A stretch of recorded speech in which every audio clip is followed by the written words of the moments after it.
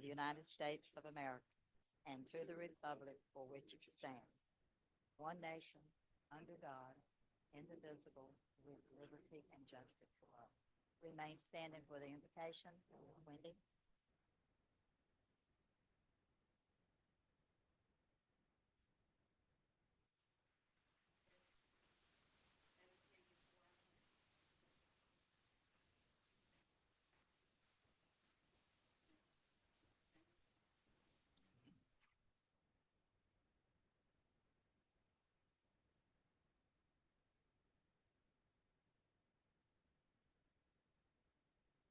The first item on the agenda is the approval of the agenda.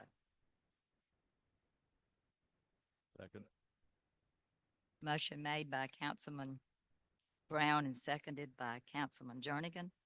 All in favor? All opposed? The next item is the regular council meeting of February the 17th. Make a motion, we approve the regular town council minutes for February 17, 2025. Am I up? Motion made by Councilman McGowan, seconded by Councilman Brown. All in favor? The closed session minutes of February the 17th, 2025. Motion made by Councilman Jernigan, seconded by Councilman Brown. All in favor?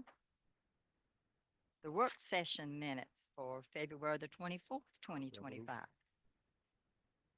Motion made by Councilman McGowan, seconded by Councilman Brown. All in favor? Okay. I'm trying. Y'all going fast on me tonight. Y'all want to get home. Lord have mercy.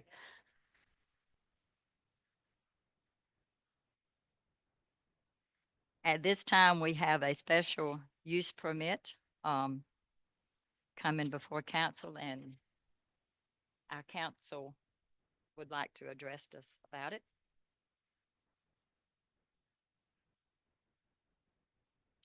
Thank you, Mayor.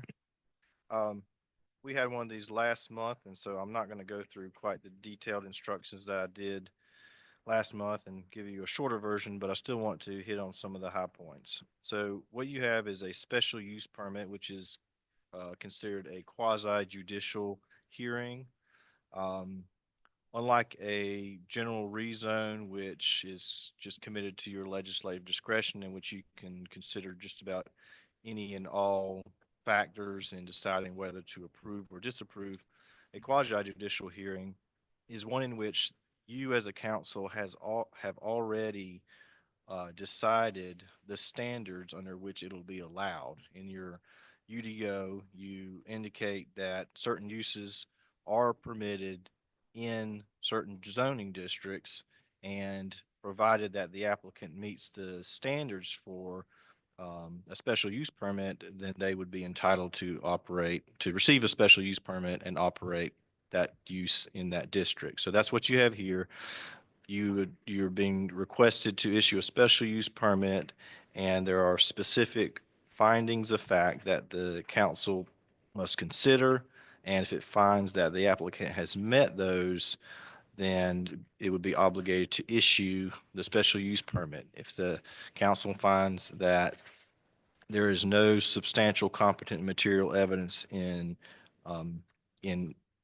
presented for any one of those factors, then the council would be obligated to deny the special use permit.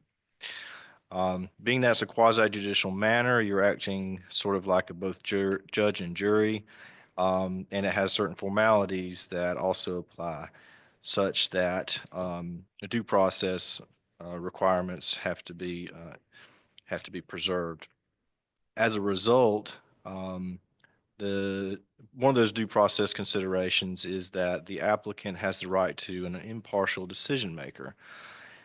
And the courts have found that an impartial decision maker requires that no member of the council have a fixed opinion prior to hearing the matter that is not susceptible to change, that any member of council have an undisclosed ex parte communication regarding the matter, or that any council member have a close familial business or other associational relationship with an affected person or a financial interest in the outcome of the matter. The second one, the undisclosed ex parte communications, that can be cured by disclosing those ex parte communications so that all members of the council and the applicant and anybody wishing to speak for or against it is aware of those communications and can provide evidence either in support or against that communication. So at this time, I would just ask anybody to disclose whether you believe you have any fixed opinion that's not susceptible to change, undisclosed, or ex parte communications of any time, or a close familial, business, or other associational relationship with an affected person or a financial interest in the outcome of the matter. That would be me.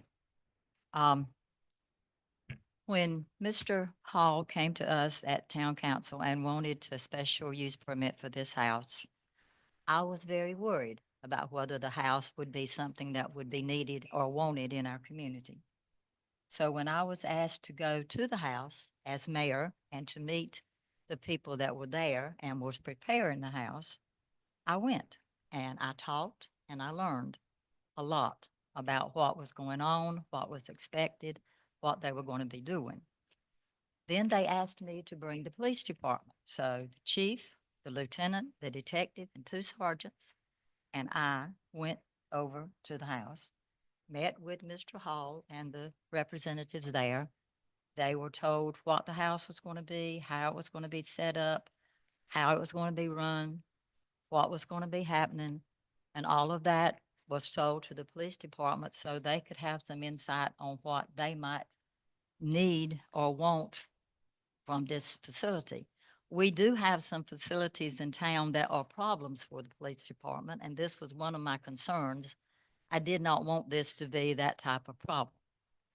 Then, as pastor of a church, this is a faith-based ministry. As pastor of our church, I went with a group from our church over there to visit the Hope Center that they are setting up to find out what they would need from us as a partner in the ministry. So I know a lot about what's going on. But Mr. Hall will be telling you everything, but I have had some communication with him. And if you would be so kind as to just divulge the nature of those communications and for the benefit of the board so that they're aware of what was discussed. Well, basically that it is going to be a faith-based facility that will be used to help train these people after they've come out of rehab, that it's going to be something that the people are not going to just be able to walk off campus. They will stay in the house or with staff 24/7. And it's a 12-month program, a staged program, so that at the end of the 12 months, they will have a job and be able to support themselves and to know how to get back into society. Okay, thank Now, Wendy, and you. And Mayor, if I just may add, could you assure the council that if you have to vote in this matter, that you do not have a fixed opinion that is not susceptible to change based on the evidence that's given here today? yes, if they give evidence that are contrary to what I believe now, yes, I would make a fair change. I could change my mind. Thank you. Any other members of the council have any disclosures they'd like to make at this time?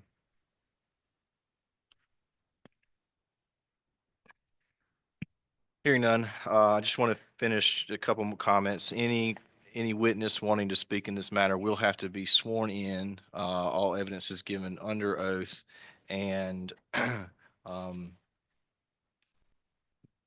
also witnesses are subject to cross-examination by the opposing parties as well as this council. So just be prepared to answer any questions. And if you'd like, you can make a brief closing argument in favor of your position. And once that's done, I'll give council instructions on how to proceed. But like last time, I'm going to ask that you go through each of the standards and determine whether or not you believe the applicant has satisfied that standard with a motion and a vote on each standard. But we can we can swear everybody in and proceed with the hearing at this time.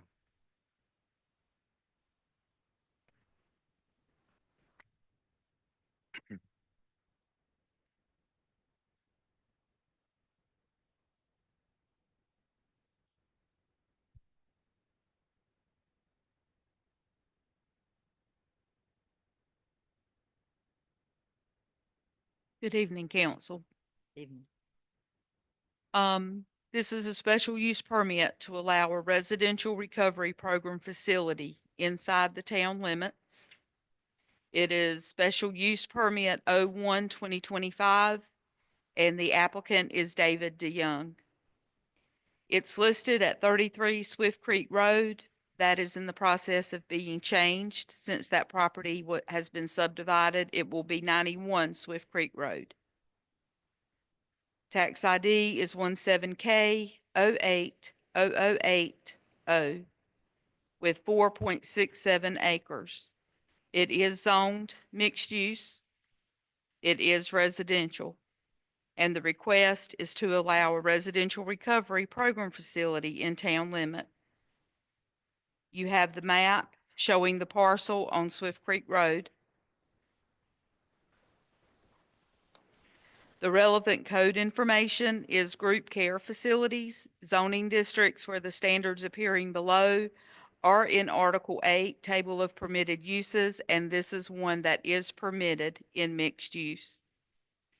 The standards are no such facility shall be located within 1/2 mile of an existing group care facility unless located within the civic district and or specifically approved within a traditional neighborhood development overlay district. And per my research, there is not another one within 1/2 mile. The facility shall be limited to no more than 30 persons. This will be women at this facility. For the background, the owner has requested a special use permit to allow residential recovery program facility with the following voluntary conditions in place. The proposed Hope Center shall be limited to women in recovery only. The recovery program for men will not be offered at this location. The proposed Hope Center shall house no more than 30 women in the recovery program at one time. Additionally, the program will provide 24-hour supervision 7 days a week for all residents. The goal of the program is to offer a faith-based recovery initiative that not only helps women overcome their addiction, but also introduces them to Christ, helping them maintain a healthy and productive life as followers of Jesus Christ and reunite them with their families. The standards for approval.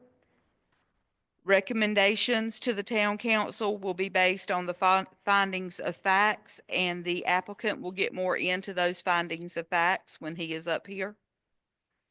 Staff recommendation is approval of the special use permit as the applicant has met all conditions and has sufficiently addressed the findings of fact. The planning board recommendation. They heard the case on January 27th, 2025, and they recommend approval of the special use permit for 33 Swift Creek Road. And your options at the end is option to approve, option to table, or option to deny.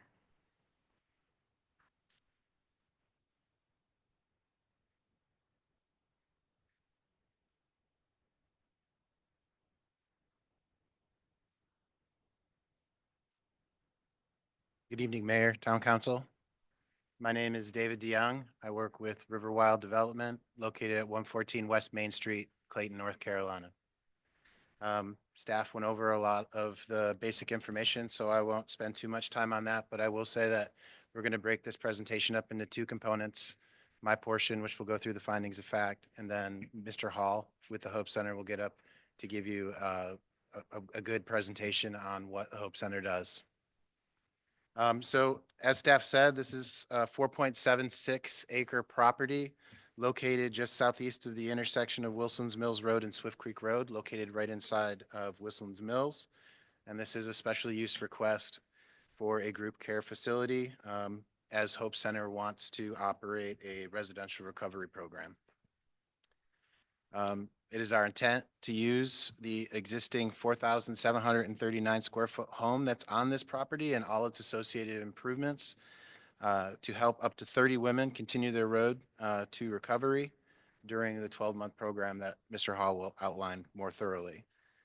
As staff said, the residents that live on this property will have 24-hour supervision 7 days a week while at this facility for the 12-month period. We did voluntarily agree to two conditions, which staff mentioned. One was that it will be limited to a women's recovery center only, and that occupancy will be limited to 30 women or less. There will be no men at this facility in the recovery program. So there are 4 findings of fact that we need to meet. They are listed in the staff report, but I will read them into the record so that Okay. they're in the record. The first of the findings of fact are that the use of the development is located, designed, and proposed to be operated so as to maintain or promote public health, safety, and general welfare. Our response was the property on which the Hope Center is proposed to be located was carefully selected with input from the town staff, town leadership, and the church community to garner the necessary support needed for success and to ensure that the public health, safety, and general welfare are not just maintained, but enhanced through the benefits of the program on the community at large. With a strong understanding that substance abuse is destroying the lives of countless individuals and their families, the Hope Center promotes public health through a tested program which helps individuals navigate the pathway to true freedom over addiction and return to their families. Second finding of fact, that the use or development complies with all required regulations and standards of the Town of Wilson's Mills Development Ordinance and with all other applicable regulations.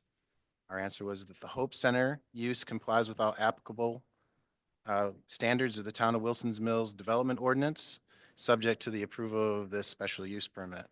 All required modifications necessary to comply with applicable building code requirements, Americans with Disabilities Act, or other applicable regulations will be made to ensure compliance with those codes.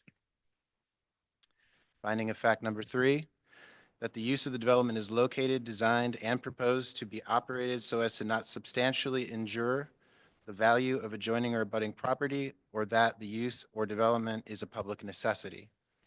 Our answer is the Hope Center is proposed to be located on a 4.674 acre property, generally located at the southwest intersection of Swift Creek Road and Wilson's Mills Road. It is currently bound by Swift Creek Road on the west and surrounded by existing agricultural land to the north, south, and east. Due to the size of the property and the proposed low-intensity residential use, the use of the property as a Hope Center will not injure the value of adjoining or abutting property. It is the intent of the Hope Center to maintain and enhance the existing residential character of the property to the benefit of its residents, employees, and the surrounding property owners. Finding of fact number 4, that the use or development will be in harmony with the area in which it is to be located and conforms to the general plans for the land use and development of the Town of Wilson Mills and its environs. Our answer is, as stated above, the subject property is bound by Swift Creek Road to the west and agricultural land on the other sides. These existing uses are compatible with the proposed use of a residential recovery facility.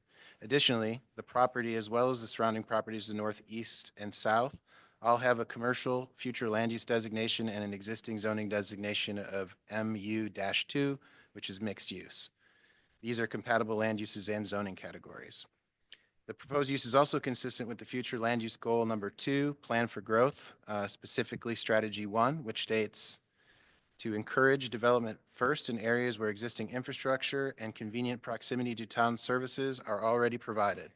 The subject property is consistent with this strategy due to its location within the town limits of Wilson's Mills and convenient access to the existing public infrastructure, the roadway network, and town services. Lastly, the approval of the requested special use permit, the proposed use, will be consistent with the development standards of the Town of Wilson's Mills. At the end of the presentation, I'm happy to answer any questions regarding any of that information that was just entered into the record, and I would like to bring up Mr. Hall to give his portion of the presentation. Thank you.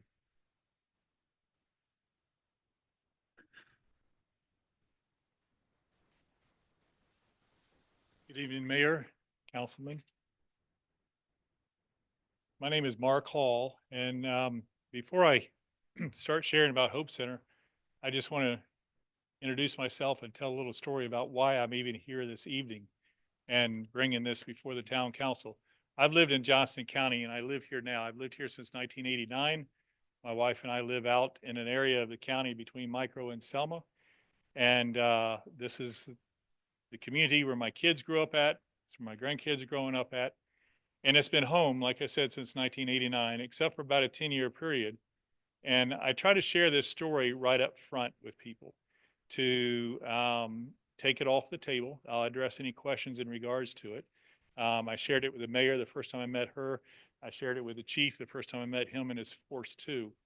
As I said, I've been here since 1989, except for a 10-year period. In 2009, I had up until that time, my life looked picture perfect. I had a successful business. I was living here in Smithfield. My office was in Smithfield. It was right next to the county courthouse. And in 2009, and this isn't an excuse, it's just the times, it was in the middle of a financial crisis. And I crossed the line with some of my clients, and I ended up doing a 10-year prison sentence. And I put it on the table. I didn't get caught because somebody said, well, what's happening? I put it on the table to the people that could help straighten out the mess. And part of what I had to do is serve a 10-year prison sentence and all. But I want to disclose that because I don't want anyone advocating for us or on behalf of Hope Center or this ministry and not know all the facts. You guys serve in public office. I don't want someone coming up to you and saying, well, do you know what he did? I got in trouble. I went to prison. My attorney, the day I put it on the table, she said, and many of y'all probably know the attorney, she's now a judge. She said, Mr. Hall, people like you, it'll probably be a year or two before you're indicted. And I'm thankful to say, and it sounds crazy, but I was indicted 6 weeks later. And she and some of the other attorneys and even the DA, which she was doing her job, I'll say that, said it was on a silver platter for them, but it was because I thought life was over with and it wasn't worth going on. And I had created a mess. And so I was indicted 6 weeks later, and I had the opportunity to stay in Steve Bizzle's hotel for the next 2 years, his detention center. I stayed under the courthouse about 50 yards from where my office was, where I spent, 40 hours or more a week working. And some of the things I learned during that 2 years is, first off, all my victims were made whole financially. They were all taken care of financially. But one of the things I learned is about our community. You guys think you might go to the coffee shop and have coffee, or you sit on the town council, you know everything in the world that goes on in the community. But I was really educated because I had never been in trouble before. And I saw the men and women who were coming and going and coming and going. And a lot of it was due to their addictive behavior, which was something that we had to break. I left there, I was finally sentenced, and I spent the next years in some of the most secure gated communities in the state of North Carolina.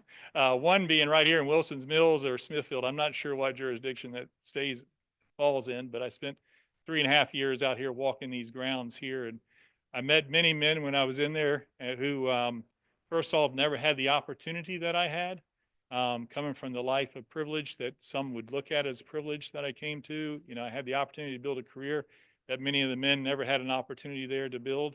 I also met men there that I refer to as members of the Bad Day Club. If it had not been for 5 or 10 minutes of anger or frustration, and the situation hadn't got out of hand, they never would have darkened the doors of prison. And Chief, I'm sure you've met those folks in your work and all, but I did my 10 years and I came home in 2019. But during that time, when I became eligible for work release, I was able to get a job at the Durham Rescue Mission. And I worked at the Durham Rescue Mission. Some of you may know that ministry. It's been around a long time. And I continued to work there for the first year after I came home, but my heart was here in Johnston County, in this area. And I learned about Hope Center Ministry. And I'll segue into Hope Center Ministry now, but I did want to put that on the table. And I'll take any questions regarding that because everything's on the table. If you have questions about that, please let me know. But I joined Hope Center Ministry 4 years ago. Hope Center Ministries is a 17-year-old ministry. We started in Waverly, Tennessee. And So it started in Waverly, Tennessee by a pastor there, and we now have 50 locations across the U.S. We have 10 locations internationally. We're in 13 different states. And it's a successful program. It's a model that's proven and it does work. And what I call it is a recovery program for men and women who have suffered from addiction. Not all of them have been justice involved, but there is a common thread sometimes there. And our residents come from all walks of life. Many of them have come from living in beautiful homes, highly educated. We've had school teachers in the program. We have 2 school teachers in it now. We've had deputy sheriffs. We've had people from all walks of life. We've had people who lived under the I-95 bridge. And so addiction is something that affects everybody. But when they come into Hope Center, number one, they've been well vetted. You know, there's no cost to come to Hope Center, okay? Other than I had to add the footnote, there's a $700 admissions fee. No one's turned away because they don't have that. Oftentimes it's a church or a business or their employer or someone in the community pays it, but nobody's turned away from it. But they're very well vetted. Our admissions team, our admissions coordinators, they do a lot of vetting. They look into any sort of legal issues. They look into the family issues. They look into the medical issues, because what we want to do is have a healthy start for them. It's post-crisis. It's post-detox. You know, it's post that moment of crisis. You know, I've had to tell folks, and not everyone's been justice involved, if they've been arrested and they're sitting in the county detention center, sometimes I tell that mom or dad, it's best to let them sit there for a while and let things sink in. And then we'll talk to them and see if they're a viable candidate for Hope Center. We're not the get out of jail free card. And not everybody in the center has been justice involved. But as I said, that's a common thread with addiction sometimes. But it is something that's out there. But they come into the program, they've been well vetted. It's post-crisis. It is a 12-month faith-based recovery program. It's a working program. Nobody comes there and is doing nothing. They're going to be engaged. It's highly structured. Their days start at 4:45 in the morning. They're very structured.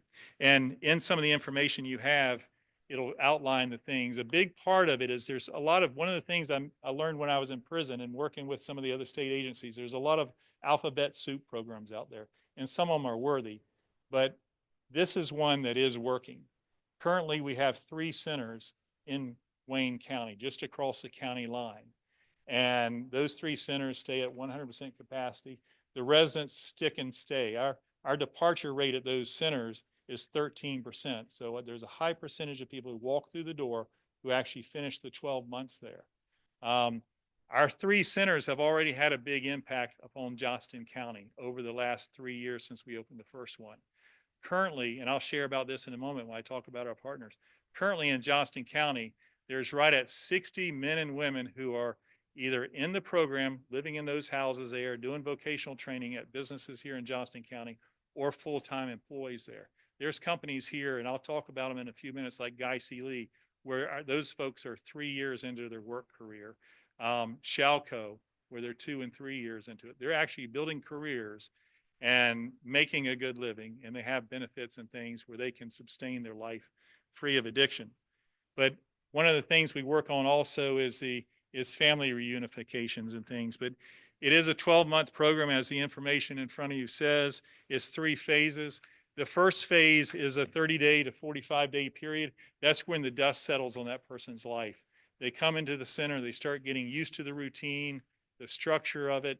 Like I said, every hour of the day is calculated and counted for.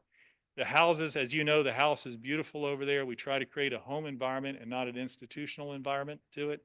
But you can see on one of the pages, a big part of it is a community support.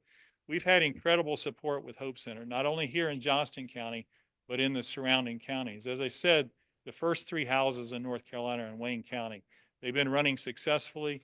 They are financially on their own. They also are at a place where they are producing graduates of the program. As I said, the 60 folks from there who are employed here, of the ones that have graduated in the last 3 years, they're employed at a lot of different places and they're rebuilding their lives. But here in this county, this project, the house on Stevens Mill on Swift Creek Road, that's the first women's center here in Johnston County. We'll be opening a men's center over in the Eastfields Crossing complex. A lot of people don't know Eastfields Crossing, but they know Hobby Lobby. over in that community. The developer there, Kevin Dockery, has been very involved with Hope Center. He's been a very big supporter of us, and they've donated some land where we're going to be building it. And think about the industry that he's bringing over there. What a great place for men and women to build careers at over there. But the other ones here, you'll see some of them. Stevens Sausage, I think we make up about 30% of their workforce. And those are people who are currently in the program or are graduates of the program. They're working in maintenance, they're working in route sales, they're working in their office over there. This isn't an easy program. You know, like I said, they're going to be involved and they're going to be building careers. Another one there is Comfort Shield HVAC. There's technicians out there on the road now who are graduates 2 and 3 years ago from Hope Center. They may be servicing your HVAC. Guy C. Lee Building Material. Guy C. Lee has been very supportive. They've been very supportive of my entire journey, even through prison. The Lampe family and Guy C. Lee, their various divisions, employ our men and women over there. We've got a lot of the men over here at the Doors plant, but we also have had supervisors for them. And one gentleman actually left here to go down to work in their Wilmington division down there. The other ones here, we mentioned Johnson County Economic Development Directors or Development Board. Chris Johnson has been a big advocate for us. He actually wrote a piece, an op-ed piece about 2 years ago about our vocational training program and the effectiveness of it. The community college, we partner with the community college. You know, one of the things we try to do is during that phase 2, up until 10 months, we try to get them the credentials they need to be a valued employee there. It may be something as simple as a forklift certification. It may be something as, you know, more in line with the tech skills. I like to share about 2 years ago, I had 6 women get their welding certificates from Wayne Community College. They're the best welders on the floor over at Turner Tanks. You know, it's about helping them, and it sounds like it's all about work, but we are faith-based. The Bible talks a lot about worth, and when you can help somebody learn their gift and talent, it's a big deal. And there's certain milestones, and it may seem minor to the ones on the council and the ones in the audience, but when a person, when they hit that 10 months and they're hired by that company and they walk in the house that night with a Stevens Sausage uniform on with their name on it, or a Guy C. Lee uniform on, or they're driving down the driveway in a Guy C. Lee truck. They have some nice vehicles down the truck. That's what motivates the next person through there. But we have a lot of support.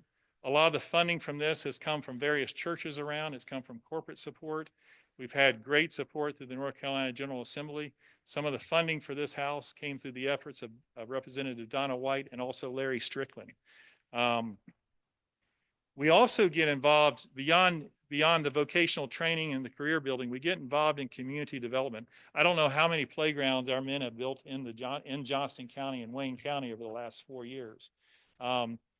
We take on community projects. We've done projects in the town of Dunn and Benson. We've done some things in Smithfield. We want our men and women to become citizens of this town. We want them to see the value of having that hometown just as much as the value of a home church and all. So they'll be out and about. And I've talked to some of the ones in this town, some different churches and the mayor about some opportunities for us to serve in the community because it dispels the myth. When you get to know these ladies, they could be your daughter, they could be your granddaughter. But the program, it does, you know, accumulate with or come to a 12-month graduation service. The employers that we work with and others in the community help our men and women find post-Hope Center housing too. Some have nice houses to go back to. Some own their own homes to go back to. We've got a couple of Johnston County natives here who had their home and they're now back in their home. But we don't let it stop there at that 12 months. But it's a wonderful program. It's working. I don't know if you guys have, I know you'll have some questions probably. I don't know if there's any bases I haven't covered. I will say as far as the properties and the operation of the properties, the residents do not have their own vehicle until they hit the 3rd phase. You won't see a lot of traffic coming and going. Our men and women are carried to their work location with a van. They're carried to the church services. They go to Celebrate Recovery. They go to events in the community as a group, and they go as a supervised group. When they hit the 3rd phase, those last 2 months, they will have their cars there. But at any given time, there may be maybe 3 or 4 residents maximum that have their vehicle there. You know, we do have 2 full-time paid staff members who are over there. We also have paid apprentice, which are men and women who have graduated from the program, have had at least, or working on at least 12 months of sobriety or have that, because you have to have that before you can be hired for full-time. Those are paid staff positions. So we will have a staff there all the time. We'll have supervision at night as well as on, you know, on the property. But the properties, we do keep them immaculate. You try to make it a show place. We've made some improvements over here already. We're going to continue to make improvements if we're blessed with having this approved. We want it to be a standout place. I want the town of people from the town of Wilson's Mills and Johnston County to be able to drive by that and be thankful that it's here in their community. I don't want them to drive by and say, oh, that's where the addicts live or something. It's not that. These are people who are rebuilding their lives. If they're not actively engaged in the program, they won't be there any longer. We don't just put somebody on the street. If we do have to dismiss somebody, we find them the next stop to go to. And we work with other agencies in the community and elsewhere as well. But the properties, like I said, we maintain them to be a show place. And at that, we'll take some questions, I guess, would be the next step. What do we got now? Do we, So council can ask questions of anybody who's offered testimony at this time. don't have any questions? My questions, can you hear me?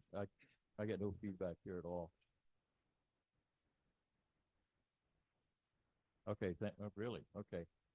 Thank you, Mr. Hall. I do appreciate it. I commend you for what you're doing and what you're about to do and what you have gone through. That is absolutely remarkable. And again, I can't commend you enough for that and your total honesty here. That's very nice.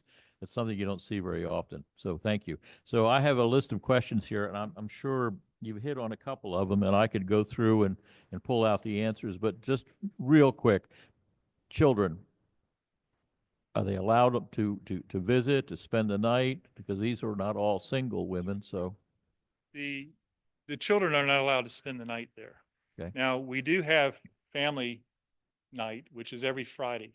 Okay. So you may have, with the residents there, you may have 10 families coming in on Friday nights. We provide a meal, they bring their children, because that's a big part of it, is repairing those bridges and rebuilding that Exactly, family. okay. So yes, they are there. They don't stay overnight though. Okay, no age restrictions on the children? Age restrictions on the children, nothing? No, it's as Okay. long as they're immediate family. Visiting hours, other than the Friday evening family time? The only visiting hours, there's things that can be scheduled if it's a family that's visiting from out of town or something, although the goal is have people from this local area.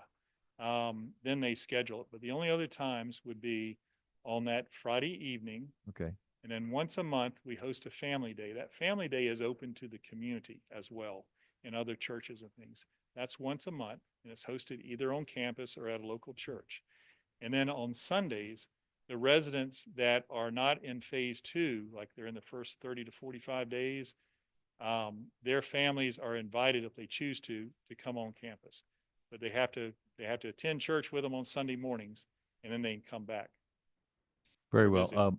Let's talk just for a second on staff. You mentioned there's 2 staff members that are on scene all the time. There's 2 full-time staff members full-time staff. assigned to that campus. Okay, 24 hours a day? Well, what we'll do is we'll have apprentice. Okay. Okay, and those are a paid position. Those, we actually have, I think you said there's 2 for this house. They serve as night monitors there. Okay, Now, our director and our recovery coordinators and recovery pastors, they're there sometimes late into the evenings and things, but there will be night monitors on staff. is there any requirement for any of your staff to be licensed in any way? CPR, for example, or anything licensed, LPN, CNAs, RN? There's no requirement as far as licensing, but we do seek out and try to get people CPR trained and any sort of, that's where we partner with the local community college, not only our staff, but the residents that are in there. This is a general question. It'll be my last one.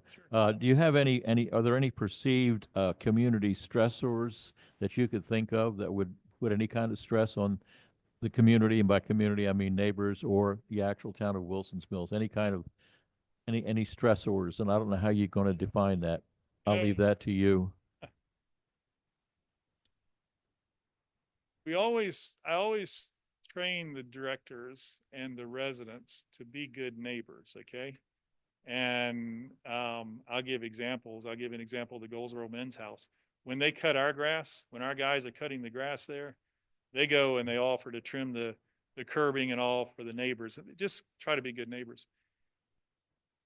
I don't know of any perceived stresses. I think if we were going to host an event, a community event that's open to the community, I would certainly go and knock on the doors and talk to the neighbors there and let them know. And that's also where I would probably have to do a permit with the town, and I'd certainly let the police department know. Okay. Music isn't going to be an issue. Loud music, loud noise. You got to remember, some of these ladies are starting work at 6 a.m. in the morning. They're on site, Yeah, Stevens and other that places. gave me a chill right there. Well, thank you very much. And once again, I want to commend you for everything that you've done. I appreciate those comments. Thank you. Sir. I got a few questions. First of all, Wendy, has the neighbors, everybody been notified?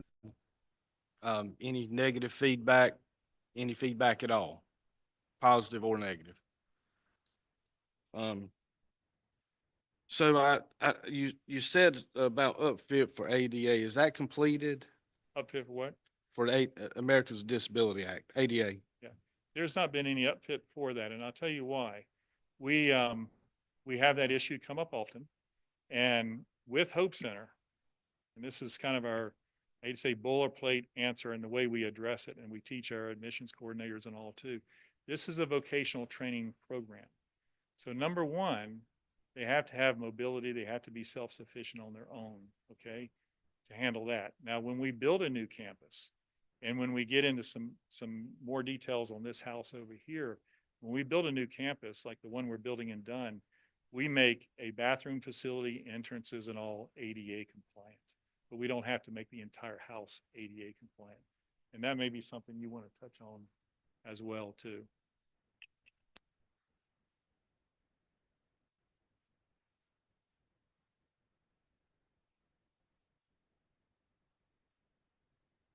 And it is this going to be a non-profit? Yes, we operate as we are a nonprofit. So you will get, that will go from a taxable property to a non-taxable property. Exactly. Okay, all right. And I'm going to ask this because I worked in the prison system for 12 years. None of us are perfect, as we know. There was only one perfect person.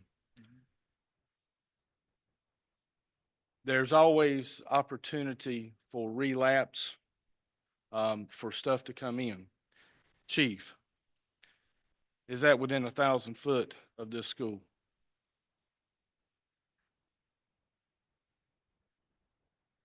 Well, that's a concern for me, working in Department of Correction for years. Not that I don't agree with the overall scope of Right. of what you do, because I do. I'm not sure. That's a question that I have. If we know it's a recovery center, and we know that the possibility is there for a relapse, and we approve this knowing this is this close to the school, then that's going to increase an additional charge, as you well know, on anybody who Sure. who would do that. Yeah. Has this property already been sold? Have you already bought this? It's been sold, and I had in my notes here, I was going to share, it's been sold and purchased, and it is debt-free. Okay. My question is this council, it's already been sold. So what? I mean, it seems to me that we should have received this I mean, maybe it's just me. It's like putting the cart before the horse. Um, you've already bought the property and doing some construction stuff or upfitting. And now we're asked to approve a special use, but it's already been sold. Yeah, let me try to address that.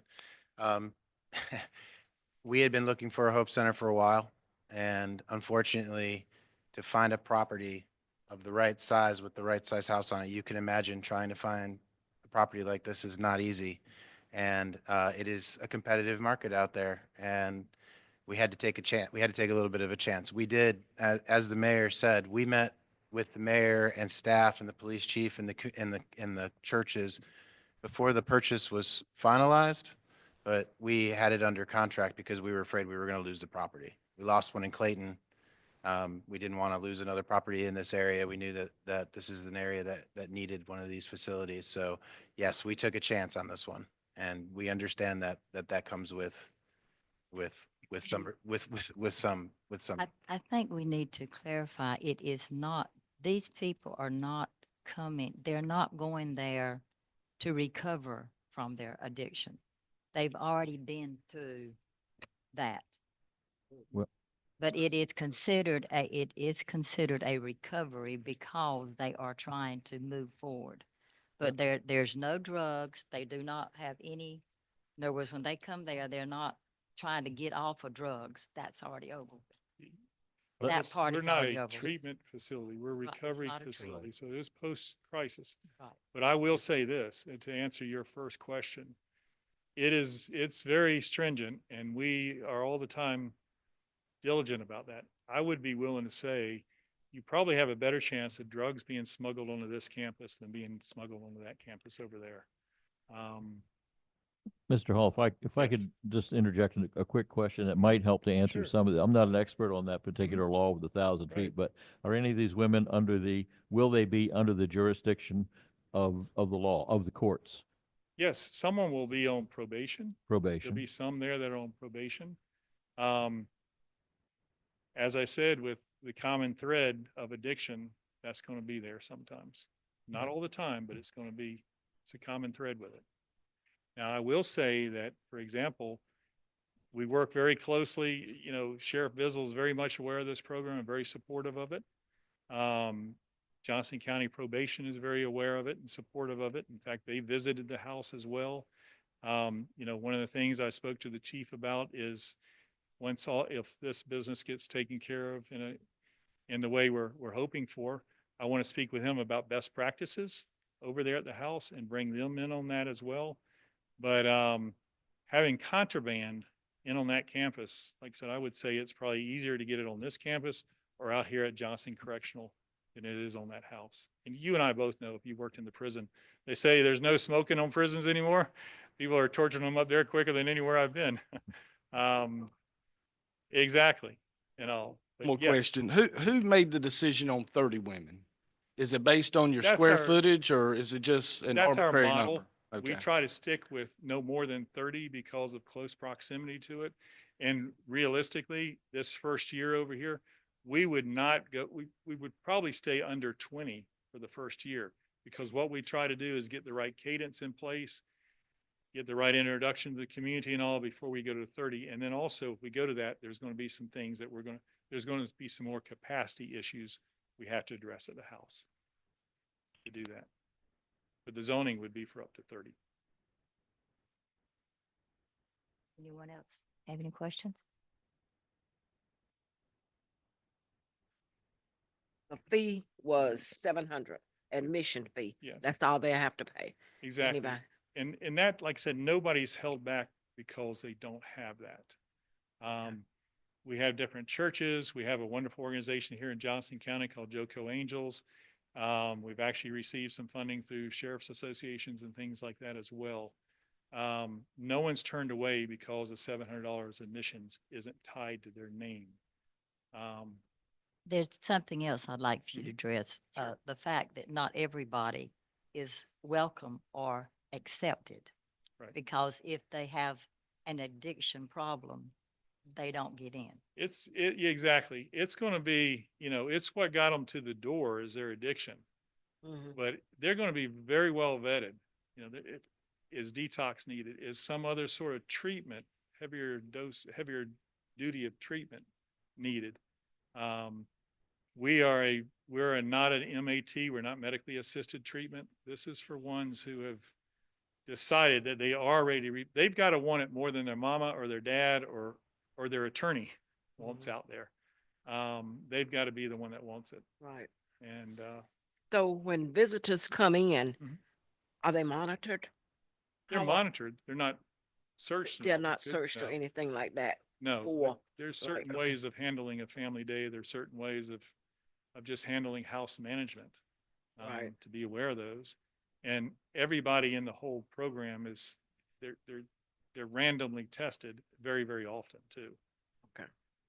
They're going to be tested often, Right. to be held to the line. Okay. Anyone else?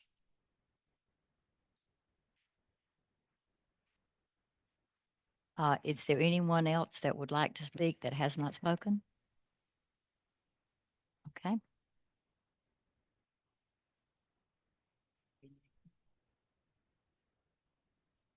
Are there no other questions from council? Okay, you we're all. going to close the public hearing.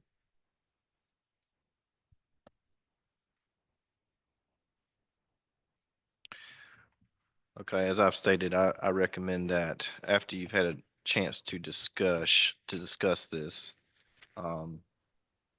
that you act on this by section, by each factor, and determining whether they meet it or not.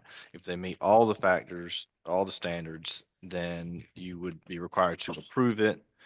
And if they don't, if they've not presented substantial competent material evidence in support of each of these, then you would be obligated to deny it. And of course, there's two standards that are in your UDO. And one is that no other facility be located within a half mile. And Ms. Wendy has stated that she believes that to be satisfied, and that the facility be limited to no more than 30 persons. So the two technical standards, you've heard evidence on that, and then you would look at these findings of fact individually. But with that, I turn it over to you guys to discuss. So the first finding of fact, that the use of development is located, designated, and proposed to be operated so as to maintain or promote the public health, safety, and general welfare. How do y'all find?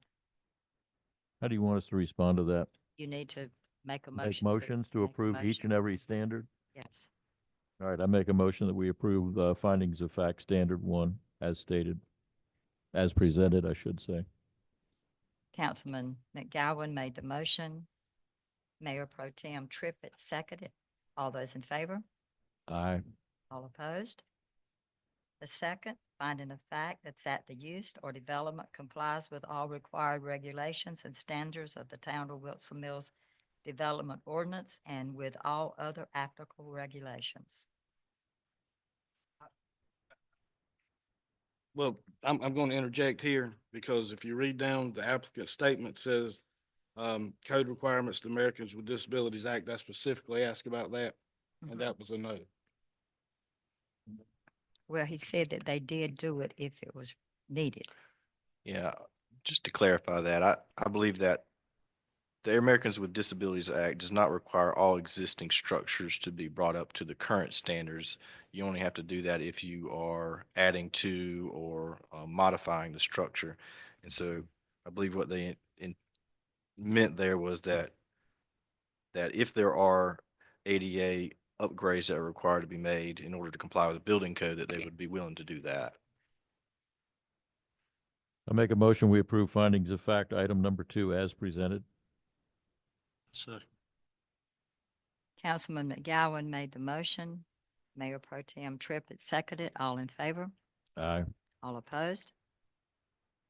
Third, that the use of development is located, designated, and proposed to be operated so as to not substantially injure the value of adjoining or abutting property, or that the use of development is a public necessity. I make a motion that we approve finding of fact item number 3 as presented. Motion made by Councilman McGowan, seconded by Councilman Brown. All in favor? Aye. All opposed? Finding of fact number 4, that the use of development will be in harmony with the area in which it is to be located and conforms to the general plans of the land use and development of the town of Wilson Mills and its environs. Make a motion. Approve, however you say it. Turn your mic on. Finding of fact If they number 4. finding a fact number. Motion made by Mayor Pro Tem Trippett, seconded by Councilman Tobin. All in favor? Aye. All opposed? I make a motion we approve, make a motion to approve, SUP-01-2025 for parcel ID 17K as in King 080080 at 33 Swift Creek Road to allow the residential recovery program facility in town limits with the aforementioned conditions. Second. Motion made by Councilman McGowan, seconded by Mayor Pro Tem Trippett. All in favor? Aye. All opposed? Passed. Thank you.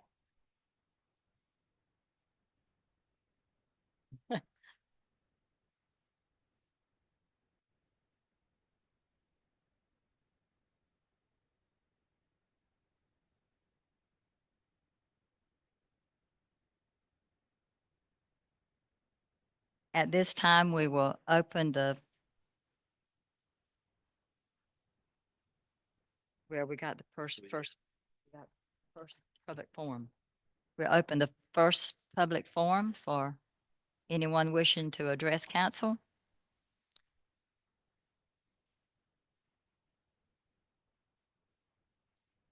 Please limit your comments to 3 minutes. State your name, your address. Hello, council. My name, excuse me, is Peter Nally. I live at 872 Rolling Creek Circle in Clayton. I am the vice president of the Clayton Rugby Football Club, where our fields are hosted at the Philip Wright Memorial Community Park. I'm here today to provide some facts and some points in favor of our town administrator, or the ordinance allowing the limited alcohol sale and consumption on town property. I'm also part of the events committee here in Wilson's Mills and the liaison between the club and the town. So I've helped plan numerous town social events, our community days, food truck rodeo coming up here. I work with Emily to help make sure that the club and the town work together fruitfully to make sure that these events are successful. One thing I have noticed with these events is the attendance is quite low, or if it does get high, there isn't a stickiness to these events that keeps people around. I also want to be, upfront that I am kind of being selfish here too, because with our rugby events, half of our community and our activities does revolve around our post-game socials where alcohol is consumed.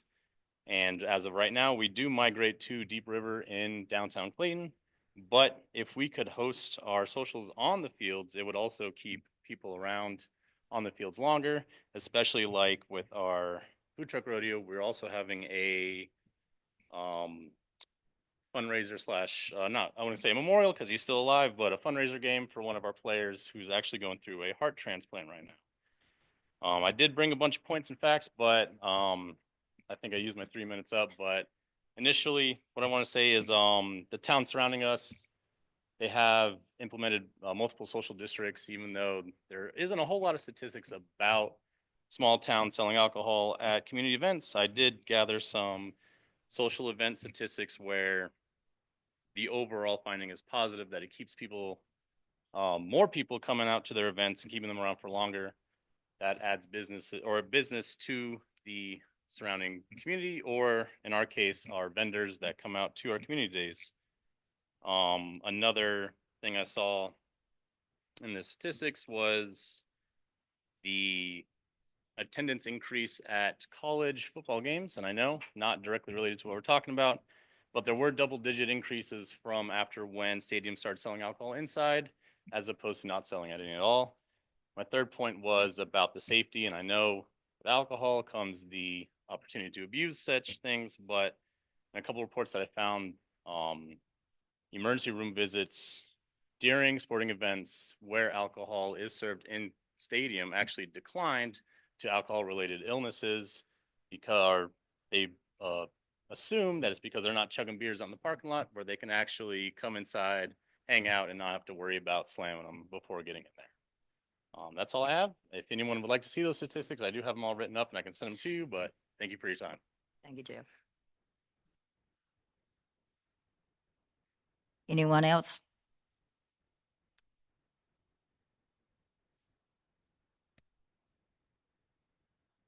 I closed the first open forum. Regular business. I don't have much. I just would like to say thank y'all for passing the special use permit for Hope Center. I think they're going to be a great addition to our community.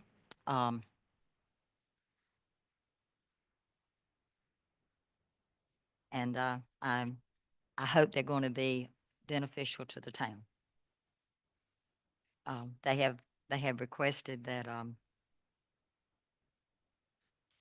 that we ask them to be a part of events that we have at the town so that they can help. And so I think that's going to be a plus for our staff to have extra help. You got 4 or 5 ladies that are willing to come out and help. I think that's going to make a lot of difference with us. Okay, that's all I have. Deanna? Okay, so the first item on the agenda is the ordinance allowing limited alcohol sales and consumption on town property. You've got a copy of a draft ordinance in your packet that talks about what would and would not be allowed, and Attorney Dussablon has looked over our existing ordinance and made some changes to this. So I would just ask if you have any questions or if Attorney Dussablon has any additional comments he wants to make about the changes. Yeah, just briefly, thank you. So it was suggested that, that the council might consider a update to its ordinances to allow in limited situations, consumption of alcohol on town property, which is currently forbidden, completely forbidden on any town property. And so I drafted an ordinance that would do that. Specifically drafted to include only malt beverages and unfortified wines. It also would require, I also drafted it to allow it to be served. First, it has to be subject to the approval of the town administrator for the event. So there will be some control by the town over the location where it can be served, and they can also take into consideration past events and how those were conducted, location and time, security measures, crowd control, cleanup, and other issues in deciding whether to approve a request to serve alcohol. And it would include, I left the door open for it to include town-sponsored events. I think primarily we were confronted with the request by the rugby club at the park, but certainly if the town wanted us to have an event at which alcohol would be served, that this would allow for that as well. Any such serving of alcohol would require a special event permit from the ABC board. So it would be pursuant to, licensure and regulation of the ABC board. They would be subject to the North Carolina Dram Shop Liability Act, which imposes liability on any person's retail businesses serving alcohol which cause or to over Indulge. yeah, persons who've overconsumed alcohol, imposes liability on them. So that compliance with that act is designed to limit serving alcohol to persons who've consumed too much. has to be within the area designated by the town administrator, or in the absence of a specifically delineated area within the boundaries of the municipal property hosting the special event. They must agree to provide and pay for appropriate security measures if deemed necessary by the town administrator and police chief. And it also strictly prohibits any off-site alcoholic event beverages from being consumed at these events. It can only be the beverages that are purchased on site from the retailers who have obtained this special event permit from the ABC Commission. So they can't bring any alcohol beverages on site or take them off site. They have to be disposed of before they exit the event. So that's it in a nutshell. If you have any questions, let me know. Counselor, does this mean that, specifically speaking about the rugby club, that they would have to get an ABC permit for each and every game? It would have to be whomever's selling the alcohol would have to get that special permit. Okay, and that's no problem, is that correct? Okay, one question, one other final question. It says, paragraph 3, the end of it, it says only consumed on site during the special event. What about after the game? How can we do that? That would be within that town administrator approval. I mean, you could put sort of, brackets on it. And if the Okay. game is expected to last for a certain number of hours, you could have, obviously you wouldn't have everybody dump everything as soon as the whistle's called, but, I think you could have reasonable limitations on that. So just to clarify, I think the event that we're talking about specifically with the rugby club would be the social event after the game.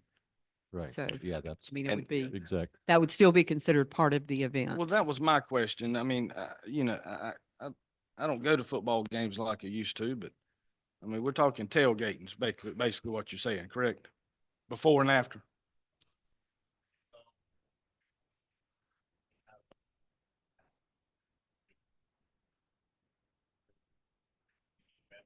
Okay, okay. Yeah, I mean, I just don't see how you're gonna be able to, I mean, if Deep River comes and one of the parents decide they're gonna tailgate with a cooler. No, no. I mean, I want to clarify, this absolutely does not include tailgating. That's what one of the stipulations in the ordinance is, that there's nothing that's brought off-site, is nothing, none of that is Right, permitted. right. So it's And- not brown bagging or tailgating. Okay. It has to be purchased by a vendor who is licensed and has the permits well, necessary. once he said that, I understood that. Correct. You're gonna have an alcohol keg, big old keg on wheels. Since keg. Right. Now, my question is, Chief, if you sell alcoholic beverages, and we're talking about rugby club, but once we enact this, it could be a wedding venue. Okay. And we can't discriminate. So is it my understanding with the weddings that I've had to pay for, that you have to have a law enforcement officer if there's alcohol being served? Or is it just liquor? Because I know I had to pay for one. I'm not sure about that. Since I've been here, we haven't had a wedding, anything close to what you're talking about. Other than something being on a church facilities, and it's never come up. Yeah, we don't have, well, yeah. I would just say we need to make sure on that. Because I know we had to for wedding and for rehearsal. I will say the brewery has been here, as long as I've been here, I don't know how long before, we've never had any issues, with their establishment there, either driving away from it or altercations or fights or anything like that. So Yeah, I mean, it's never come up, and we've always had that facility here. yeah, my whole thing was we didn't expect any rowdiness, I'll call it, but still we had to, I think I saw in here, Counselor, where had to do insurance or something.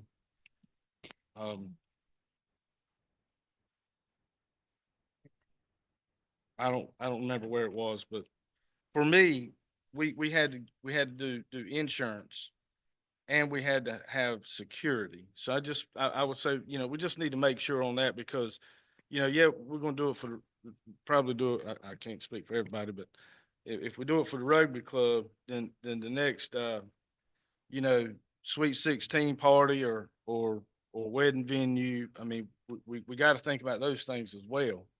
I'm not saying I'm opposed to it or not, but I'm just saying that, you know, the rugby clubs come to us. I think the main thing that we have to realize that this is going to be an application sort of that's going to have to be filled out that our town administrator is going to be responsible for them answering all these questions that are in here. And if we start having, now Jeff, you're listening to me. If we start having a lot of issues, we can also take this ordinance out. I mean, we're putting it in place if we start having problems and we start seeing the chief having all kinds of issues and fights breaking out and having, yeah, we can always take the thing out. I mean, it can go on, but it can come off too. So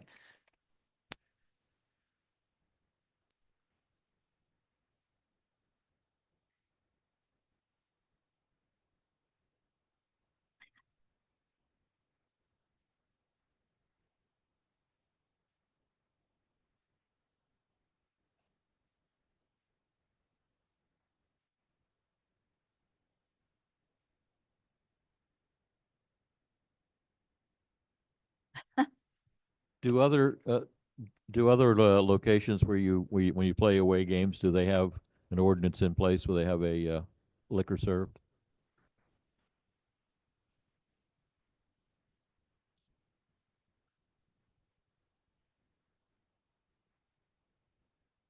Really?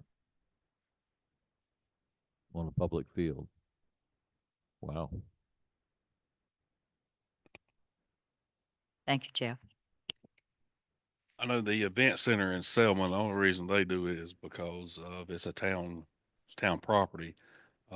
They do require, if you serve alcohol up to a certain number of people, you have to have law enforcement. They have to pay the law enforcement for that. But I'm not for sure how, if it's 1 to 100, 1 to 200, how they do about that. But the Selma Event Center, if you do rent that from the town and you have alcohol, they require you to have officers on duty to work that event.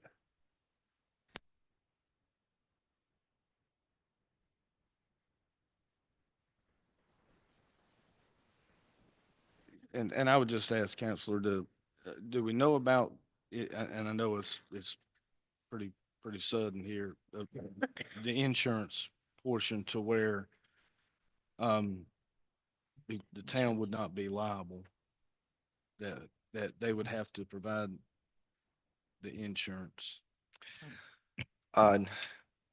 So I didn't put that in there, because I didn't know quite the scale of this. You're not talking about a stadium where you're gonna have 50,000 people, where a vendor is most definitely gonna be, fully insured, and it's not unreasonable to expect that, but not knowing that a food truck that serves alcohol from Deep River, whether they would be discouraged from even attending if they had to produce insurance. I didn't put that in there, but the ordinance was drafted such that the town administrator, the town council, or the town administrator as the town council's designee can impose any other requirement. So if town council or the town administrator determines that that is an appropriate requirement, then that can be put in there pursuant to the ordinance. I'm a little concerned.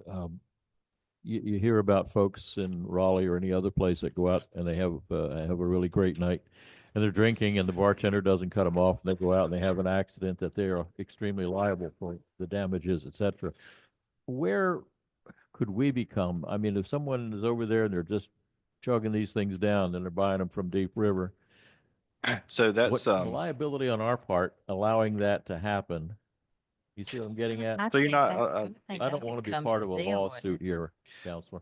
right, no, so that liability does not come to the town, and that's what I was talking about earlier, the North Carolina Dram Shop Liability Act.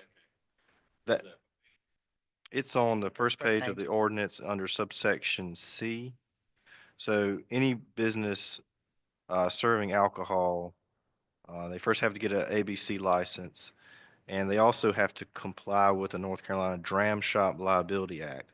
And just to generally describe those provisions, it imposes on the business serving the alcohol liability for any injuries or damage caused by a person who has overserved alcohol. So if Applebee's overserves somebody sitting at the bar and that person goes down the road and kills somebody, Applebee's, as the server of the alcohol, is liable under that law for those damages. So here it would be the entity serving the alcohol at the event, not the town, who would be subject to liability. That's all well and good, Counselor, but my concern, I guess, is, when something happens to someone and a fatality or a serious injury takes part, the people that are doing the suing against, let's use Deep River, unfortunately, as an example, they tend to throw all this stuff up against a wall and just include everybody and see what sticks. And we would certainly be included in something like that. Yeah, they could. Well, this opens us, I know My they, fear would be somebody out there drinking alcohol, even though it's not allowed, and they get hurt on town property, it's still town property. Anybody, and Attorney DeSablon, am I correct? Anybody can sue anybody for anything, whether it's Well, fixed, no, it's a I- different I- matter, you know. Leanna, I agree with that, but it's so much easier when something happens like that and they start the lawsuit that attorneys will say, let's throw in everybody. I would just say that my concern is not, I mean, if you look at this stuff, Deep River's a known, well-known establishment that a lot of people, Watering Hole, that a lot of people go to and eat and have a big time. I'm not, that is not my concern. My concern is if we pass this and the word gets out, then the next wedding venue that comes along, are we going to be able to do the same standards as? I do- Or I the- I do, the- I do the want to 21 clarify, party? It's open to everybody. This Right. is for town. this is only town-owned property. I just want to make that Correct, but anybody could come to Leanna and say, I want to have my son's 21st birthday party at the town park. You got plenty of parking. Are we not, how can we say no? Well, You there are talking- still, there are still things that they would have to comply with. They would have to have a business serving the alcohol. It can't be Uncle Bob serving it out of the back of his truck. It's got to be a business with an ABC license and permits. And they have to bring that to her. Yeah, And that's if what it, we're talking if about. it also that's- sounds, That's you what know, I if want to hear, Yeah. that if I want to have a 21st birthday party and you say, well, you're going to serve alcohol, well, sure we are. It's 21st birthday party. Okay, who is going to be Right. providing that? I want documentation. Right. We just have to Right. make sure that we have Right. that. Right. All right, I'm good. At the bottom of Good. page 1, it lists the things that have to be complied with before they would be even permitted to do it. Page 1 of the ordinance at the bottom. So any of these that aren't met, or even if it just sounds fishy and, you know, I'm talking to the chief and we can say no. I see one of We the. don't I have to s- say yes. We don't have to approve it. One of the big things I see, and that's going to put it on you gentlemen, is the self-policing side of it. You know, if Joe Public comes out there with a cooler, you know, and they start drinking from that, we're not going to have an officer going by and looking at it when we don't have anything that's going to prevent it. It's going to be up to you guys, because this puts your license, if you will, in jeopardy, because we can pull that at any point in time to your detriment, Yeah. correct? Right. So big guys have to go out there and shut that cooler down quick.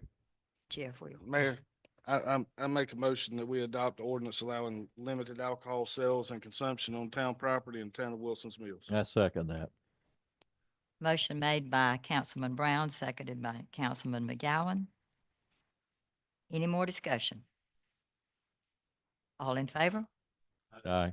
All opposed? Okay, Jeff.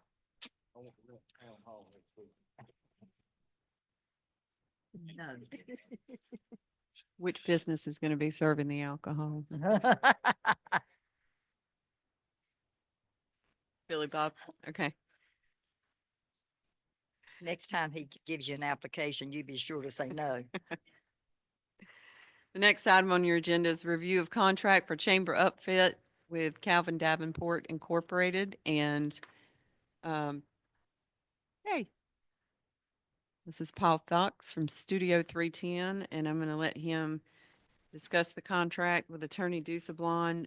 During or after this conversation, I did put some information on your table tonight regarding the project budget for the overall grant that we have and just how those numbers fit in with this budget. So if you have any questions about that, let me know too, but we'll go ahead and talk about the contract now.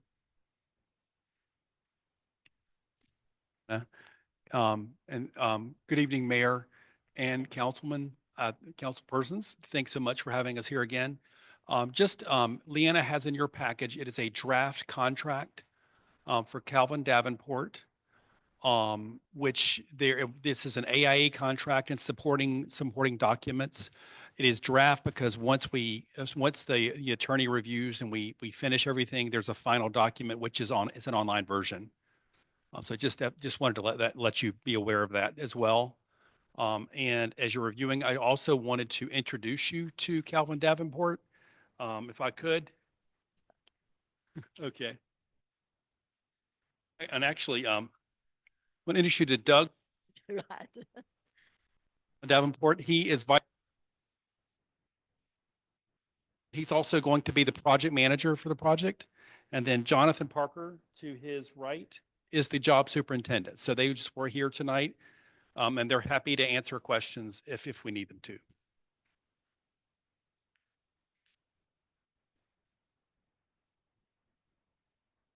And I will state, though, the amount that we've placed in the contract is after review with with Leanna. The total amount of the contract is $1,938,650, so $1,900,000. And that is based on the alternates, which were some were selected, some were not. It's based on those totals. I'll be happy to go through what those are. And it's also based on value engineering suggestions from us and the general contractor to kind of save money from the entire project budget.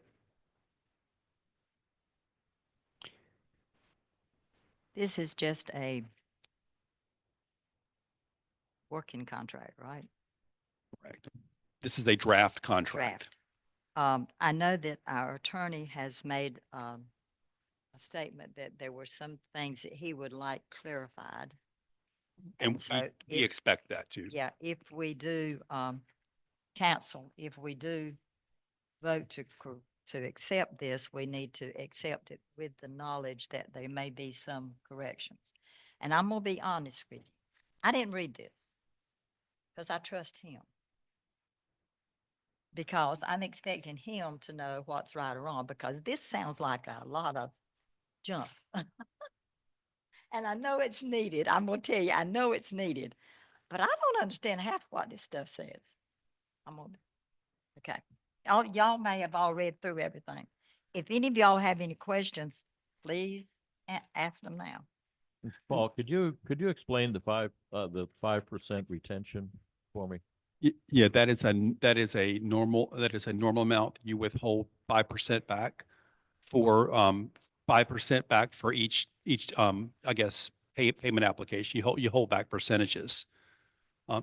Just in case. I mean, that's it's a normal, it's a so- state process too, to do that. And we withhold 5% of a payment, and it's monthly or whatever it is. Monthly, And let's yes, say it's monthly 100 draws. Let's say it's $100,000, we retain 5% of that. And what do we do with that? I mean, when does that come back and go to them? It comes back to them, actually towards the end of the project. So Okay, and what do we use that 5% for? Why are we withholding that? it's an insurance policy to make sure that things are actually accomplished. At what point can we go into that? At the end of the whole contract, Well, if something's not resolved, then we can go into that? It still belongs to the general contractor for work performed. We're withholding that.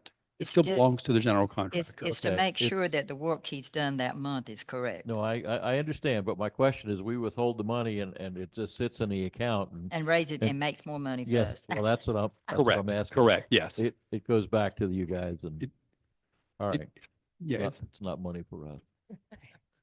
Okay, I want to say that I'm like Leland. I started looking at this, went through about 10 pages of it and did not understand any of it. You know, I know that all this is needed, but I don't know that we need to see all this. This is standard contract done by the company.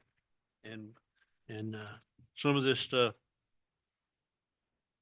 I'm like, please, I'm gonna depend on our attorney, maybe our engineer, and those people to be the ones to understand what's going on.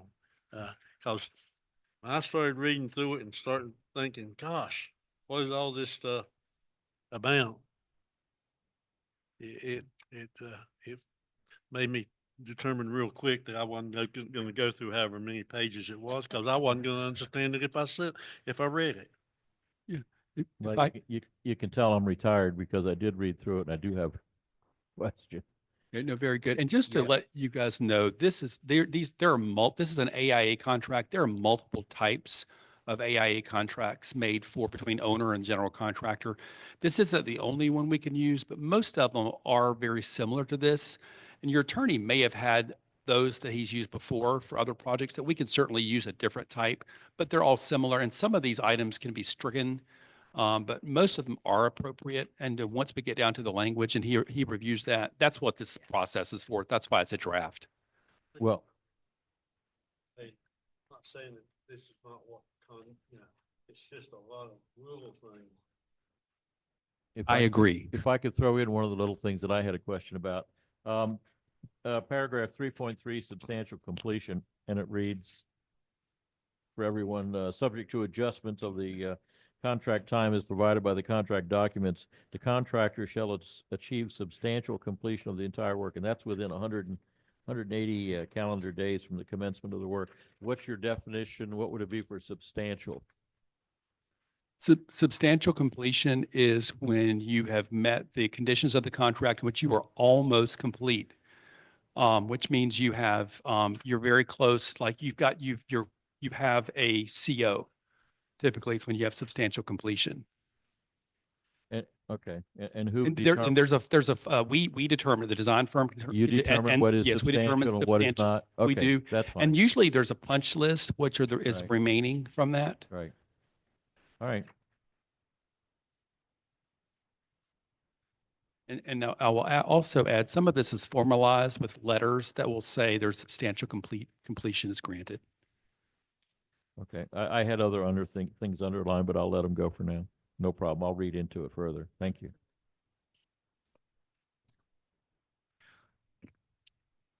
Yeah, just, I was asked what some of the issues I noted and I need to look at it a little more closely before I decide to take it to the contractor to ask them to make changes, but the interest rate, 1.5%, I think that exceeds the statutory maximum. I think it's only 1%, but I'll confirm that before I ask them to make any changes.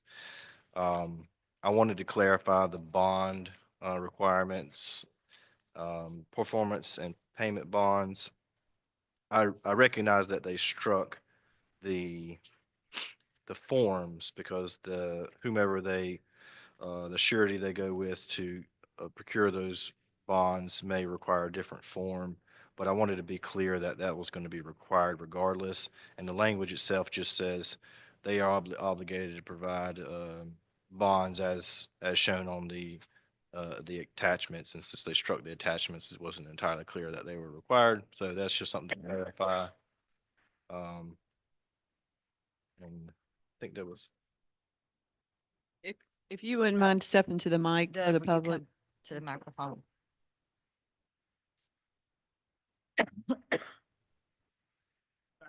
package, there are the general conditions which were in the bid documents. The AIA essentially matches those general conditions that are in the bid documents, whether all the rules and regulations that we have to follow in our bid and in the construction during the process. And the bond forms that were struck through required a different bond form that was not an AIA bond form. That's the only reason they were struck through. It's just a different form of application. Full performance bonds are provided with this application. And that's a legal requirement, so I don't think there's any dispute that they wouldn't provide that, but, and the other, I had another comment, I can't recall, but that was also a legal requirement, so,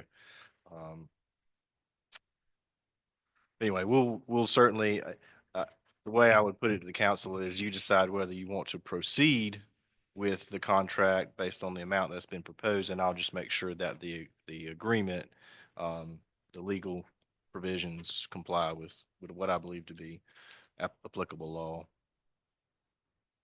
I had question marks beside, I don't know what page, I'm on page 7 midway.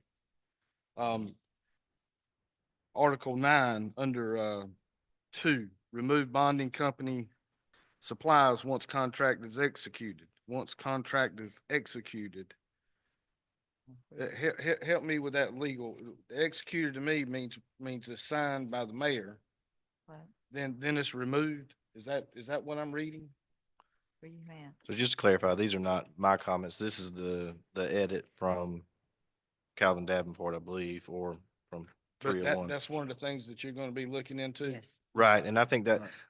subject to check, I believe that's where they struck through attachment 2 with the form of the insurance and bonds, and that's what he just described. It didn't comply with it wasn't consistent with the AIA form that they would use, and so we'll just make sure that A is clear that they are obligated to provide those bonds, and the form of the bond will be whatever we agree to be appropriate. Yeah, I just want to make sure we're just not saying we're going, once it's executed, the bonds can be canceled. No. Right, and I don't mean to be facetious about this, but it's actually a misdemeanor for the town staff to approve of a contract without the 100% performance and payment bond. So it's not something that we're gonna, just concede. So what we basically need to do is approve the contract with Davenport pertaining to the fact that our council will correct the legal issues that may be on it. Well, the only way I'd vote for it is in that motion to be subject to our counselor's Yeah. overview. Yeah, yeah. And if it got to the juncture where we presented revisions or I presented revisions that I thought were appropriate and those changes were not made, I could bring it back to you and say, we've not been able to reach a mutually satisfactory agreement. So I'm going to ask, the memo that Leanne pointed to that we all received and we have, I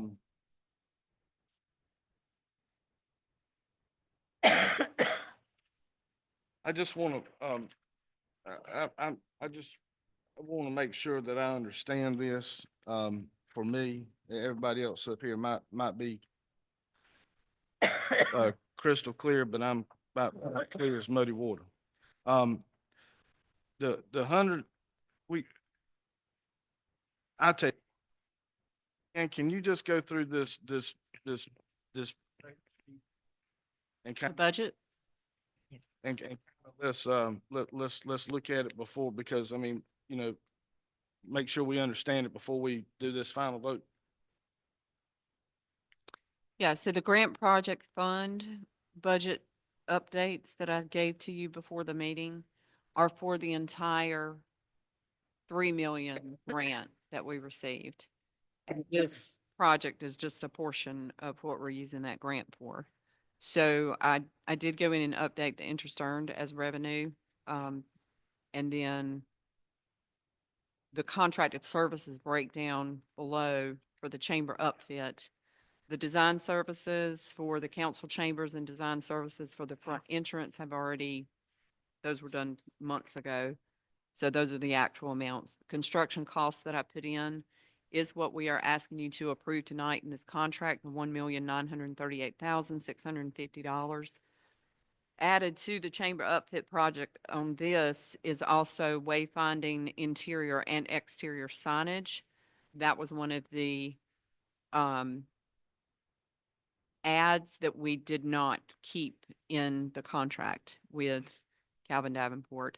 And then also the AV data and furniture and appliances for the chamber upfit. That's never been a part of this contract. That was always going to be bid out separately just to save costs. Same thing with the signage as well. We decided to take that out so that we could bid it separately for cost purposes. And then the other portions of the total project. Okay, hang on right Okay. there. So, excuse me.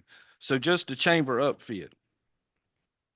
And I meant to add all this together, but it's about 2.5 million.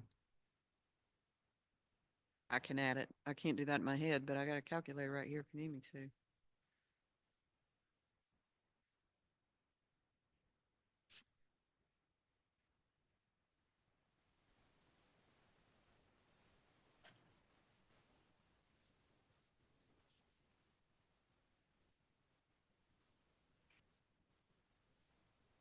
$2,441,650. So I'm gonna change mine to 2.4 then. Mhm. So has the 175,000 and the 88,000 already been paid? Yes, that's part of the design services with Studio 310. Okay. Now, so, but if we take the I 100. apologize. It's not been paid. It's been approved. Put it that way. Okay. Some of that has been paid, but all of that has been approved by Right. council. So, but we're at 2.4 and that's assuming that the wayfinding interior and exterior and the 185 for the data and AV and furniture and stuff. So we're at 2.4 for what we're looking at right here. Correct. You know, I mean, One- the master plan for the campus and police department, I mean, we ain't there Look, yet. We're only looking at 1,938,650 for tonight. That's what this contract is. Mm-hmm. Correct. But if you look at the rest of what she give to us, we have to look at that too, because that's additional cost. But that's already been approved. We've already approved that. Right. So we're only approving tonight the construction cost. Correct. Right. But That's only what this contract is. that's right. But it just has to do with this, but I just want to make sure that we understand that it's not just 1.9. It's 2.4 that this upfit's going to cost For all of it. for yeah. everything. That's Yeah. right. Okay. I just want to make sure. The signage and the AV and the furniture and all, that's a very high estimation. We don't know what those are going to come back at, but it's going to be somewhere in the ballpark. But the only thing that this contract is covering is the $1,938,650.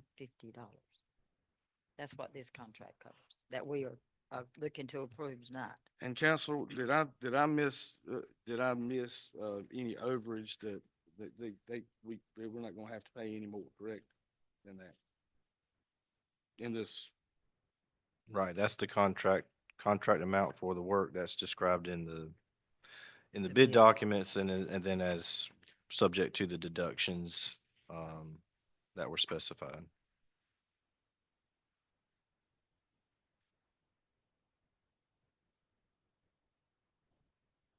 Else have any questions? so in the event that we have to terminate or suspend the contractor, where do we stand on? Because if I see in here, first of all, we're gonna make payments, and I don't know how much those payments are.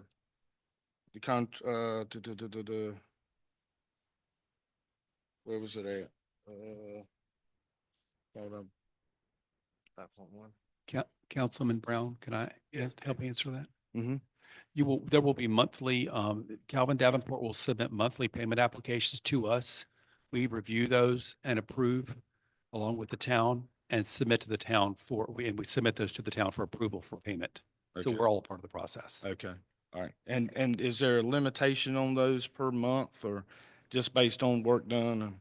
It's based on the work completed to date and stored on the project site. Okay. And once they submit to you, Paul, do you come out to the site? I mean, you'll be out here frequently, but you'll confirm all that stuff. Yes. Okay. And since it's in the back room, we can too. Right, right. But we're relying upon you a lot, Paul. Yes, I done told you.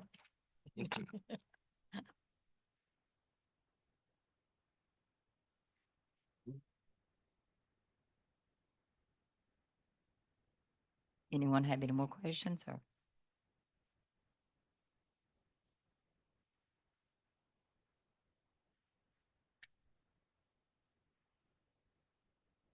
Make a motion that we approve the contract for the chamber uplift from Calvin Davenport Incorporated for $1,938,650.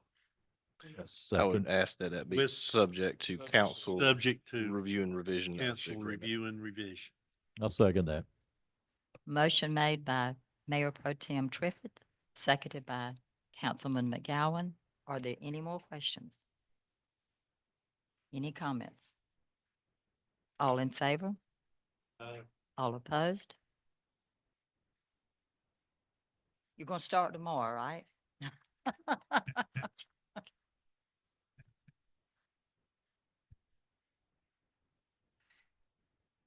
Mayor, I do have a couple more things under mine, and I know that it's getting late and everybody's ready, but, we had, last year, at some point, I can't even remember now when it was that we did it. Do you remember when it was?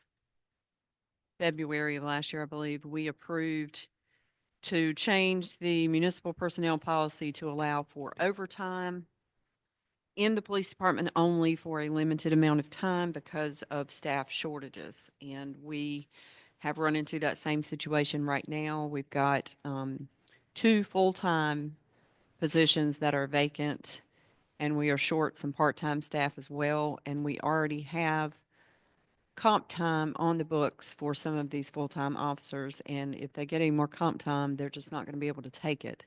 And we want to approve the overtime rule again for a limited amount of time until we can get those positions filled. Do we need a motion for a time limit or just to say when they are filled? We would prefer for it to begin March 25th because of the way the 28-day schedule runs for law enforcement. If we approve it to begin March 25th and until the policy is changed or repealed again, same way you did last time. And I'm open for discussion if anybody's got any questions, but it's the same situation that it was last year. We just don't want that comp time banking up on the books. Because they can't take it. They can't take it. And we're liable Okay, for it, so. how does council? Have we lost a couple of Yeah. full-timers? Well, we have one full-time position that he is in the reserves, and so he's overseas. We're trying to fill that position. And then we did lose an officer this week to another agency.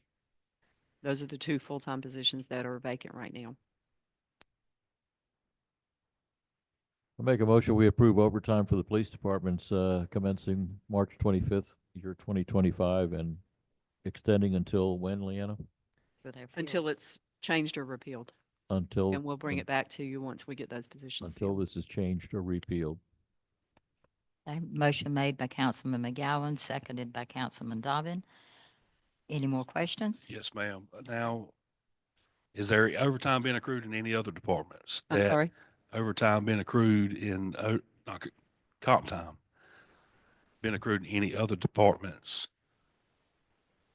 that is becoming a problem or an issue taking off or anything? No, sir. Because My opinion, I'd rather get paid for it. I don't want comp time. I understand, and there are a Spend lot of good people money. who would rather get paid for it, But- and whenever this is put into place, I work very closely with the chief and the sergeant who does the scheduling to make sure that we do our best to schedule this overtime for the officers who are not making the highest amount of pay, Right. I um, understand that. But and things such as that. I don't want somebody else in another department to say, hey, they're getting overtime and I can't. That's Well- not fair. Say if I agree. I Tony or think, Emily or somebody wants overtime, But if they don't need it, I mean, but who determines if? who determines if they need it or not? I mean, Department if head. I work out for the town, I mean, and don't get me wrong, I'm not saying the police department is any less than Patrick or Wendy or, I mean, anybody, but I mean, if I work in the office and I've got overtime and other departments are getting paid for it, I mean, why can't I get paid for it? I don't think the other staff have problems with overtime, do they? Say this week I want to take comp time, next week I want overtime. What happens in that case? So your police officers, some of them may want comp time, some of them may want overtime. You never know. It's not an individual thing. It's you do for one, you do for all, or you don't do for none. And that's the way I look at it in that, because Well, either way, working overtime, whether you are compensated with money or you're compensated with time off, has to be approved by a supervisor. And if I get in sick, any of the other, what, if I get sick, mm-hmm, I've got comp time on the books. mm-hmm, That should be used first. it is used first, has to be. But we do not allow I the don't have comp people- time on the books. We do not allow that to stack up because we are liable for that. If somebody walks out the door, they have to be paid for that. So if it gets to a certain amount, I'm going to either my direct employee or my department head telling them to go to that employee to say, you've got to take some time off. You've got to get some of that comp time off the books. But we cannot do that with the police department because if I told all of the police officers that had so much banked comp time to take I off, we totally wouldn't have any Chief would be coverage. working 24 hours a Totally day. understand. Yeah. And that's the problem with continuing to let them build up this comp time is until we get fully staffed, because even filling those 2 vacant positions, it's still not fully staffed. So we've Why not got make the people banking policy- up comp time Why not make the policy overtime then? for Take- all take- employees. For all employees, take the comp time out of it. Trying to make my, What is the, Job, what is really. the, what is the magic number where it goes from comp time to overtime? it doesn't ever change from comp time to overtime unless you approve this special thing right here like you did last year. It's the only time it's ever been done in the 19 years that I've been here. Because, well, no, I take that back. We did have 2 officers probably in 2010, 9 or 10, that we paid them for their comp time because they had so much on the books, yeah. they didn't have time to take it. And we become liable for that. That's something that the auditor checks. How much comp time do you have on the books that you would have to pay out if everybody walked out the door? That's part of our fund balance. That's part of our restricted fund balance. And kind of got my mind going there. So let's say Wendy. Wendy's at every meeting. Wendy's exempt. Department heads, most of the department heads are exempt. She's not hourly. She doesn't even Emily. get comp time. She's But the Emily, department head. yes. Emily is at all of our, every time we meet, she's here. She works 40 hours a week. So if we meet here 3 hours, now she has 43 hours. Now, at the end of the month, that may be 6 or 8 hours. It's time and a half, but yes. Mhm. But so she gets paid time and a half. She gets comp time, time and a half. All employees do. So I guess I'm just wondering if there's a threshold that maybe we need to look at. If we're not going to do it across the board, you get this number of comp time, you start getting paid for. Mm-mm. Is it possible to Mm-mm. put That's a nightmare. That's a bookkeeping nightmare, number one, but it's also, I mean, and I hate to say it, but there are ways to take advantage of this. That's why approving this is for a limited time only, and it is monitored very, very carefully. That people are not taking advantage of the fact that they can just work some extra hours and make some extra money. That's not what this is about. Exactly. That's what I'm saying. It has to be approved by the supervisor. So keeping it at comp time, and it's still approved by a supervisor even when somebody gets paid comp time. So changing it to overtime and getting paid for it, And the only reason it's necessary for the police department is because they can't. they can't take it. They Exactly. can't take They it. can't take the time So off. you've got to Okay. pay We it. don't have any. Yeah, I mean, I coverage. understand that. I'm just, I just got I my mean, wheels if- to thinking, and I mean, Yeah. If we you have know- a general employee who banks up enough comp time, I'm going to tell them to take the time off. Use their comp time. You've got too much built up, or they come to me, I need to do this or this or this, and it's going to cause this much comp time. The answer is going to be no, because you've already got too much on the books. But they can take off because we've got somebody else in the department that's working, or they're not public safety, you know? And it is different for public safety because we have to have the coverage, and they can't take the time off, or we won't have coverage. Does that make sense? It's just different for public safety. Is your question? Ed? What do you want from us now? Okay, Well, we've there's a got a motion and a motion and we've second. got a second. Oh, that's right. No more, That's right. any more questions or discussion? All in favor? All opposed? Okay. Thursday night, we have talked about that is the next budget session, but our first one was canceled because of the inclement weather, and so we just discussed the budget at our work session. Because you weren't at the first budget session that was already called as a special meeting. Made that very confusing, sorry. Uh-huh. You need Okay, to go ahead. call the meeting for this coming Thursday night. Okay. I Because understand. remember, at your budget sessions, when you call the first one, you just recess and continue to the next one. So we need to call a special meeting for Thursday, December, I need to go home. For March the 20th at 4 o'clock here at the school. Do I hear a motion? Second. Okay. Motion made by Councilman Jernigan, seconded by Councilman McGowan. All in favor? I expect to see y'all here at 4 o'clock. Thursday. What time they get out of school?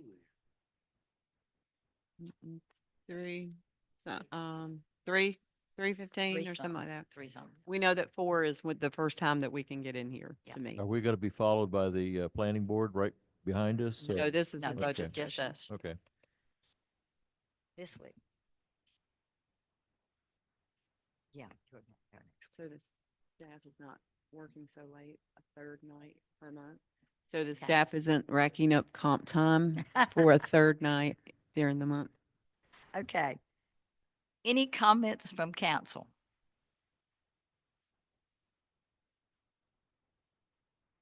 I always do because you always have No, I'm comments. talked out. I'm talked out. You're talked out. Yeah, okay. I'm all talked out now. Well, I have to, I have something to say then, Mr. McGowan, if you, I want to thank y'all very much for being attentive to everything that's going on. We've got a lot going on in town. A lot of stuff that has to come through us. And I appreciate your help and staying on board and looking through this stuff and making sure we're doing it right. Thank y'all very much. Now we'll open the second public forum. For anybody wishing to come forward and want to address council, please limit your comments to 3 minutes. State your name and your address.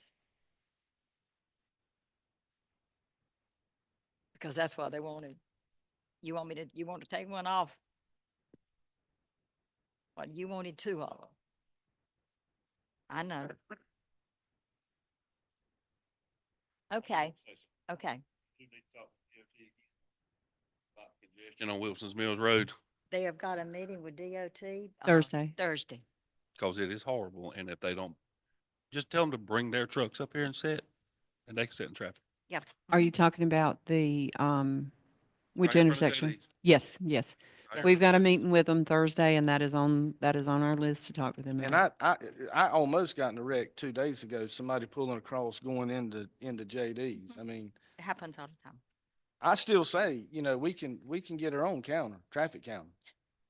I mean, Okay, and Mayor, I will like to say that, let's look at reducing the open forum to 1 rather than 2. you Well, have to since- take that up with since- Mr. Since McGowan. since I mentioned that 8 years ago and it was approved, if you recall, there was a reason for that, and that is simply that if you hold your open forum, which we certainly do in the very beginning, and people come up and talk and it's over with, we conduct the rest of our meeting and we bring up things and we approve things and we talk about things.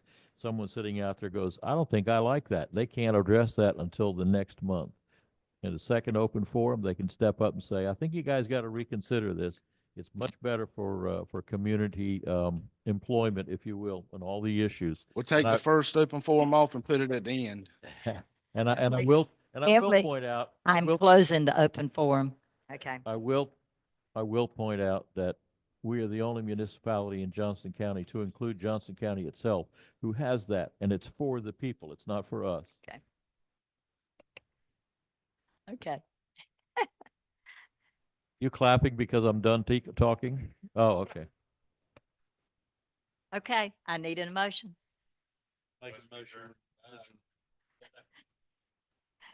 Mayor Pro Tem made the motion to adjourn and Councilman Jernigan seconded. All in favor, let it be known. Okay.